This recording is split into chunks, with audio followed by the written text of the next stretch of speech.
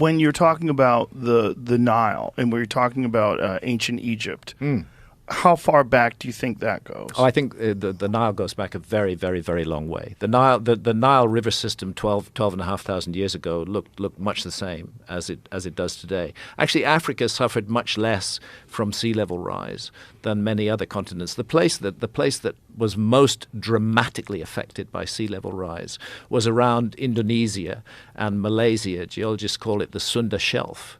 And again, it shows up on ancient maps as it looked during the Ice Age, not as it looks today. There was a continent-sized landmass that went underwater there. If your continental shelves are very shallow and very, very limited and very deep, then you don't lose a lot of land. But if they're slow and gradual, you lose a great deal of land. Africa didn't suffer so much. The Nile River system was pretty much 12,500 years ago the way that it is today. The big difference was that the Sahara Desert was green and fertile. And this coincides with Dr. Robert Schoch's assertion that when you look at the Temple of the Sphinx, you're dealing with thousands of years of water erosion. Yes. And the last time there was water like that in the Nile Valley was when? The last time you had the water erosion like that in the Nile Valley was precisely during the Younger Dryas.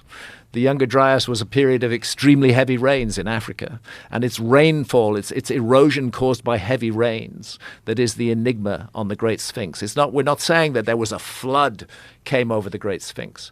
What Robert Schoch is saying, and what his evidence clearly demonstrates, is that we're looking at what's called precipitation-induced weathering that was caused by exposure to about 1,000 years of extremely heavy rainfall.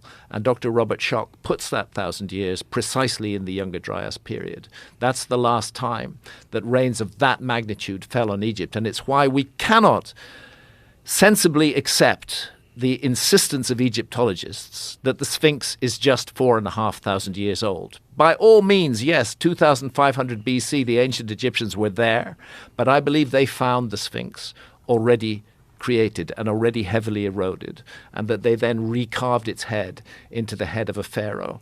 And that head, as Robert Schoch and others have pointed out, is way too small in relation to the body. That makes sense if it was a heavily eroded lion head, which was then later cut down into the head of a pharaoh. The geology speaks to the original Sphinx being more than 12,000 years old. And that's the funny thing, because when Robert Schoch and let's not forget John Anthony West, and I know you had him on his show before he passed.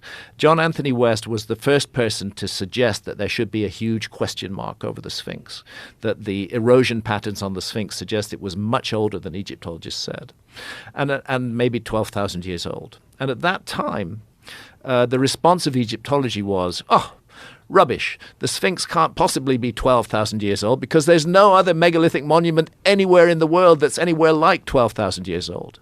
Well, that got blown out of the water completely, forever, by the discovery of Göbekli Tepe in Turkey, which isn't even that far from Egypt.